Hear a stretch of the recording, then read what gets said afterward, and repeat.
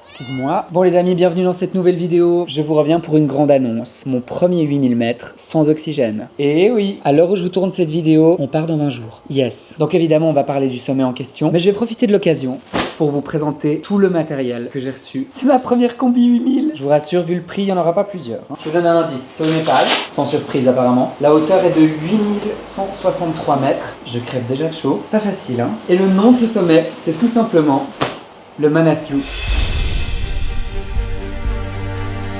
Le Manaslu, c'est la 8e plus haute montagne du monde. Perché à 8163 mètres, ce sera mon premier défi de plus de 8000 mètres sans oxygène de mon expédition Mission K2. D'ailleurs, pour ceux qui débarquent, mon objectif est de réussir le K2, avec ou sans oxygène, ce sera à définir, en 1 an et demi en partant de zéro. Avant ça, j'étais nageur, j'ai traversé la Méditerranée sur 191 km, 191 pour mes amis français, entre Calvi et Monaco. J'ai passé 5 jours et 4 nuits en continu dans la Méditerranée, 102h24 sans sortir de l'eau. Et je me suis dit qu'il n'y avait rien de mieux que tenter le K2 quoi. Non, sans déconner, je suis sorti de l'eau avec à peu près 15% de mon corps brûlé au 2e degré profond. Mais le point commun de tous mes défis, c'est non seulement de sensibiliser à l'importance de protéger la nature, de collecter des données scientifiques et aussi essayer de changer les choses comme on peut. Alors, certains diront que prendre l'avion pour aller au Népal, ça n'a pas beaucoup de sens. Laisse-moi te prouver le contraire. On ne protège rien depuis son canapé. L'objectif de ces expéditions, parce que avant de faire le Manaslu en septembre, j'ai fait plusieurs sommets. Le Kilimandjaro à presque 5900 mètres d'altitude et le Merapic à presque 6005. Et à travers toutes ces expéditions qui me servent à me préparer pour le K2, on a pu partager ce qui se passait réellement sur place en termes environnementaux. La pollution, les choses qui ne vont pas, comment est-ce que ça pourrait changer. Bref, tout ça, on en fait des documentaires, on les publie ici, sur YouTube. Et donc, comme tous mes défis jusqu'à présent, j'avais envie d'ajouter une partie intéressante, la science. Parce que oui, sur le Manaslu,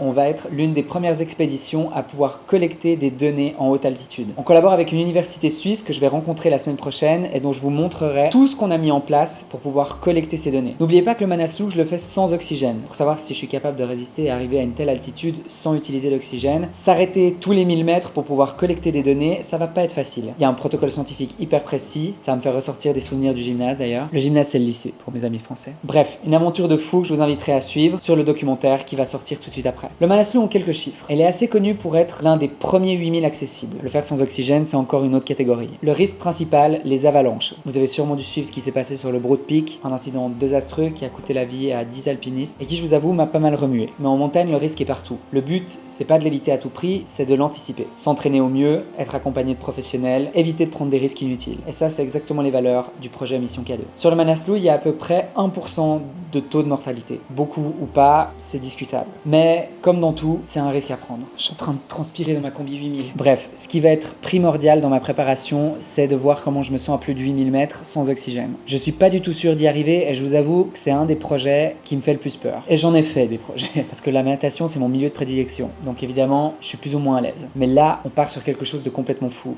d'inconnu et surtout beaucoup plus dangereux. Mais avant de partir, il fallait absolument que je vous montre le matériel que Snow Leader m'a envoyé. Parce que oui, on n'a pas encore de sponsor sur ce projet Mission K2. Beaucoup de marques se sont dit qu'un nageur qui allait tenter de faire des 8000 mètres, c'était pas hyper crédible. Mais après les 2 premiers sommets qu'on a réussi, dans des chronos plutôt pas mal, je crois qu'on est en train de leur prouver le contraire.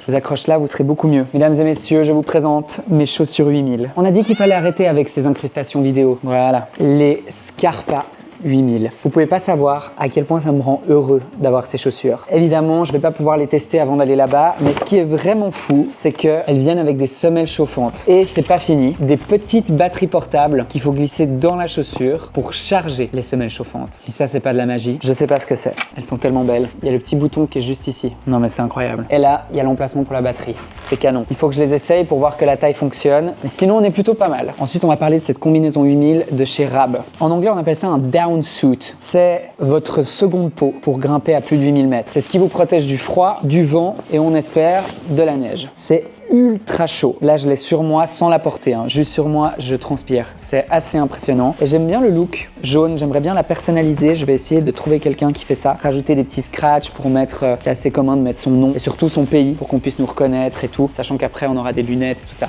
En parlant de lunettes, d'ailleurs, inutile de vous préciser que tout vient de chez Snow Leader. Je vais vous montrer ma paire de lunettes de rêve. C'est Snow Snow Leader qui les font directement, celles-ci. Et il y a même une petite protection anti-jour blanc. C'est incroyable. Mais du coup, elles sont pas de catégorie 4, ce qui est vraiment nécessaire quand on va faire un 8000. C'est trop sympa le jaune, en mode Teletubbies. Donc en fait, le secret, c'est de pouvoir mettre en fait ces lunettes par-dessus, ces lunettes de soleil, ce qui permet en fait de se protéger du vent en altitude, sachant que celles-ci sont pour le coup catégorie 4. Si jamais je vous mets tous les liens en description, si ça peut vous intéresser. À nouveau, je les ai pas encore testés, mais je fais vraiment confiance à Snow Leader pour le coup. J'ai contacté leurs équipes pour pouvoir un peu créer mon équipement et sélectionner leur meilleur matos. On va mettre au défi sur ce Manaslu. J'en reviens pas que c'est mon premier 8000. Sac de couchage, les amis, le plus important. Alors ça, c'est ce qui va me sauver. Le truc tient jusqu'à moins 40 degrés. Alors en température externe, hein, on s'entend. Mais en confort, je crois qu'on est à moins 10, limite moins 20 et extrême moins 42. Je crois que c'est un des meilleurs sacs de couchage sur le marché. D'ailleurs, mon pote Miguel, qui est mon guide à Chamonix, je crois qu'il a celui-ci. Il me l'avait prêté pour une nuit qu'on avait fait en refuge à l'Aiguille du Midi. Il a fait moins 25, ressenti moins 40. Même avec ça, je crois que c'est une de mes premières nuits un peu en cabane. C'était le cauchemar. Bref, super sympa. J'ai choisi l'ouverture sur la gauche puisque j'ai souvent tendance à dormir sur le côté gauche en fait. Et ça peut être pratique de pouvoir ouvrir parce que je mets mes jambes en fait un peu en diagonale. Vous voyez, c'est pas du tout clair. Je dors comme ça.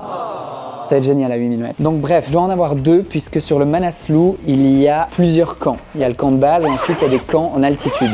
Et en fait, c'est assez vénère comment ça se passe. C'est-à-dire que tu dois avoir plusieurs tentes de prêtes sur les différents camps pour pouvoir faire tes rotations. Les rotations, c'est quoi? C'est ce que tu dois faire pour t'acclimater. Donc monter au camp numéro 1, redescendre, dormir au camp de base, remonter au camp numéro 1, aller au camp numéro 2, redescendre au camp numéro 1, dormir au numéro 1, redescendre, passer quelques jours au camp de base. Vous avez compris. Donc c'est la première fois que j'aurai vraiment des rotations sur le premier 6400 mètres que j'ai fait au Merapic. J'ai pas du tout eu besoin de faire ça. Donc ça va être une première pour moi. Et je pars le 1er septembre, encore une fois, et on m'a annoncé que ça devait durer un mois d'expédition. Je suis jamais parti aussi longtemps. Donc à côté, ma vie alpina de 19 jours, c'est rien du tout. J'ai un autre modèle qui est du coup le Thor Neo. Et ça, c'est aussi une bad bitch celui-là. Puisque lui, accrochez-vous. D'abord, décroche-toi avant de t'accrocher. Un autre truc que je vous ai pas dit, c'est que je dois aller dormir à Chamonix ce soir. Je suis encore en Suisse. Il est 21h30. La vie est belle. Donc, au secours. Parfait. Donc celui-là, ça limite, donc il y a confort limite extrême. Celui-là, ça limite à moins 40 degrés. Donc on sait lequel je vais emmener sur le camp supérieur, qui sera, sauf erreur, le camp 3. Je crois qu'il y a un camp 4, mais où apparemment on ne s'arrête pas trop. C'est juste, je crois, un peu en urgence et tout. Oh waouh, moins 40 degrés quoi. Dormir là-dedans à moins 40, oh, je me réjouis trop.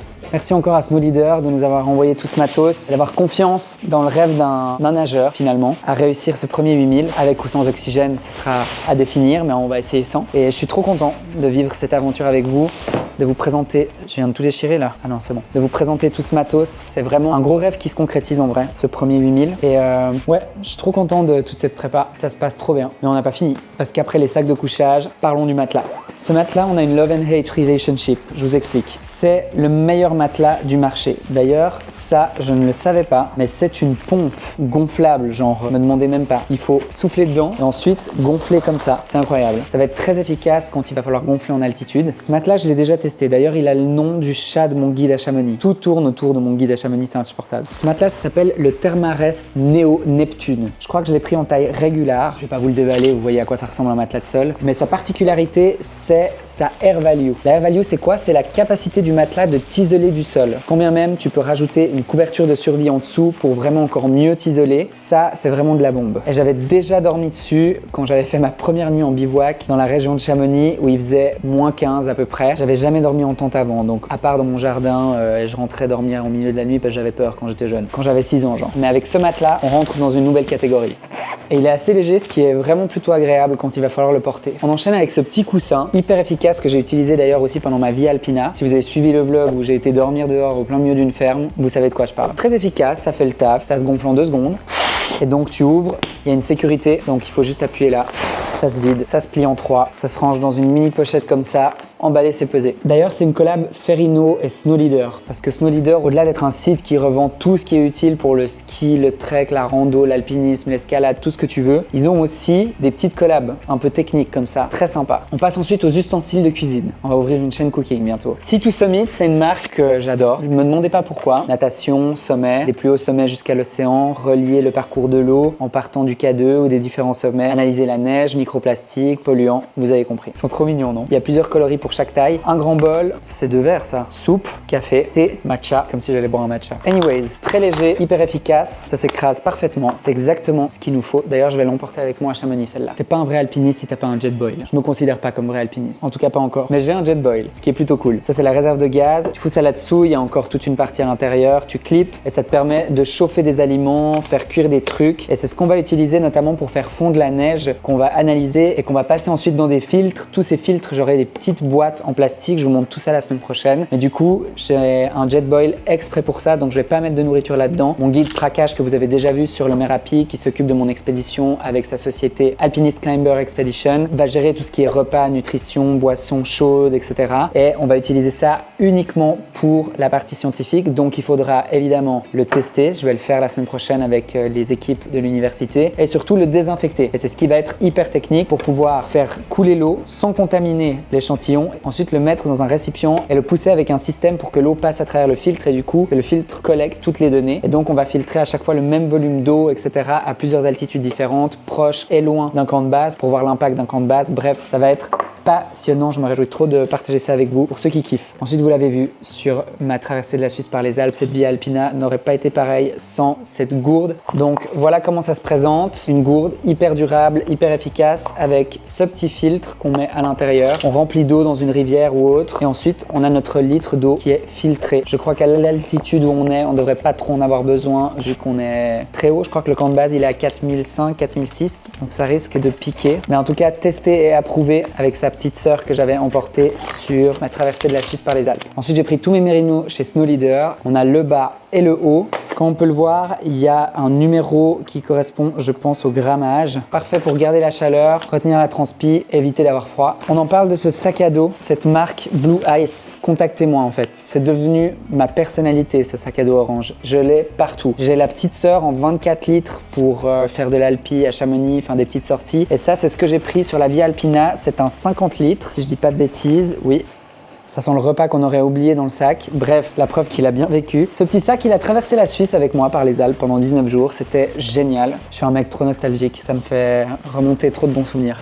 J'ai reçu aussi toute une panoplie de t-shirts qu'ils ont confectionnés. La collection qui s'appelle Pas Pressé Club. Et évidemment, à l'arrière, un petit citron. On n'est pas pressé, t'as compris. J'adore moi ce genre de truc. Et cette couleur vert comme ça, c'est parfait. Et je me demande si je vais pas le prendre avec moi à Cham pour mon entraînement cette semaine. Ensuite, j'ai pris un autre sac de couchage. Un kit où t'as le matelas et le sac de couchage inclus pour des températures beaucoup plus agréables que le moins 40 degrés auquel je vais faire face au Manaslu dans quelques jours. Là, on est sur du 4 degrés. C'est d'ailleurs ce que j'ai utilisé pour dormir dehors pendant ma traversée de la Suisse par les Alpes. Je recommande, hyper efficace. J'ai eu très chaud. Il faisait environ 12 degrés, donc il tient bien à 4 degrés à mon avis. Et comme d'hab, je dors avec le bras dehors, donc il suffisait juste de mettre une petite veste et de mettre un petit peu des petits sacs à côté pour pouvoir mettre ma main sans toucher l'herbe mouillée. Enfin, je commence à vous partager des tips comme si vous alliez dormir dehors ce soir. Et pour terminer, une tente 2 places de chez Ferrino, la Blow 2. Elle pèse 1,65 kg, donc ça va. Et elle a l'air vraiment cool. J'ai pas encore eu l'occasion de la tester. Je crois pas que je vais pouvoir la tester cette semaine à Chamonix, mais voilà à quoi ça ressemble. Donc voilà, vous savez tout. Dans quelques jours, je vais partir pour ce Manaslu. Je me réjouis trop. C'est un peu un mix entre stress et excitation. Je crois que j'ai beaucoup à prouver sur cette expédition, d'amener pour la première fois cette partie scientifique et surtout de réussir sans ox. Ce serait incroyable. À nouveau, je vais prendre aucun risque si ma santé commence à en prendre un coup. Après, surtout les difficultés respiratoires que j'ai eues avec l'eau dans mes poumons à la fin de ma traversée Cali-Monaco, on prend aucun risque, c'est une certitude. Contrairement à ce qu'on pourrait penser quand on me voit sortir de l'eau avec 15% du corps brûlé et tout, de mes poumons remplis d'eau, 5 jours, 4 nuits dans la mer. Je suis quelqu'un de vraiment très organisé, très consciencieux des détails et pas du tout en mode go go go, on défonce tout. Je suis vraiment un gars qui regarde les risques, qui fait hyper attention, même si des fois je pousse mon corps à des limites, surtout comme un sport comme l'alpinisme que je ne maîtrise jamais aussi bien que la natation, que je pratique depuis 20 ans. Je sais pas comment mon corps va réagir. Donc c'est d'un côté hyper incroyable de vivre ça et de l'autre assez stressant. C'est un énorme enjeu financier aussi, c'est sûr. Un gros risque que je prends personnellement parce qu'on n'a pas encore de gros sponsors, mais ça ne saurait tarder. Mais si d'ailleurs vous souhaitez soutenir ce projet à votre échelle, on a créé un club avec un petit abonnement à 9,90 € par mois. C'est l'équivalent d'un café Starbucks quoi. Où l'objectif c'est de vous partager en avant-première toutes ces nouvelles avec comme contrepartie principale de recevoir une carte postale directement chez vous. J'avais envie envie de trouver quelque chose d'assez symbolique pour partager cette aventure au plus proche avec ce club. On est de plus en plus nombreux, je vous remercie d'ailleurs et ça fait trop plaisir. Donc à chaque fois que j'ai une expédition, je vous envoie une carte postale avec mes vrais ressentis, des vraies choses que j'aurais pas forcément partagées ailleurs. Et votre soutien du coup aide à financer ce projet et sa mission de sensibilisation, la partie scientifique. Donc merci à tous ceux qui rejoindront le club. Je vous mets toutes les infos en description. Et si ce matos vous plaît, on va évidemment le crash tester, vous faire des retours sur mes prochaines vidéos YouTube. Et merci à Snow Leader qui est le premier à vraiment croire en ce projet, qui m'a offert gracieusement tout ce matériel. Je remercie vraiment beaucoup toute l'équipe. Et sur ce, je vous laisse. Je vais partir à Chamonix. Il est 22 h. La route va être longue et pour la première fois, je vais dormir dans ma voiture. Sinon, merci encore d'avoir regardé cette vidéo jusqu'à la fin. Je me réjouis de partager cette aventure de fou sur le Manaslu avec vous. 8163 mètres, 30 jours d'expédition. Va falloir s'accrocher. Hein. C'est complètement fou. Bref, merci d'être là. Merci de me soutenir. Parce que comme on le dit souvent, tout commence par un rêve. Et ensuite, il faut tout faire pour le réaliser. Alors, j'espère être à la hauteur de tout ça. Il me reste plus qu'à vous dire à dimanche prochain. C'était Nono. Ciao.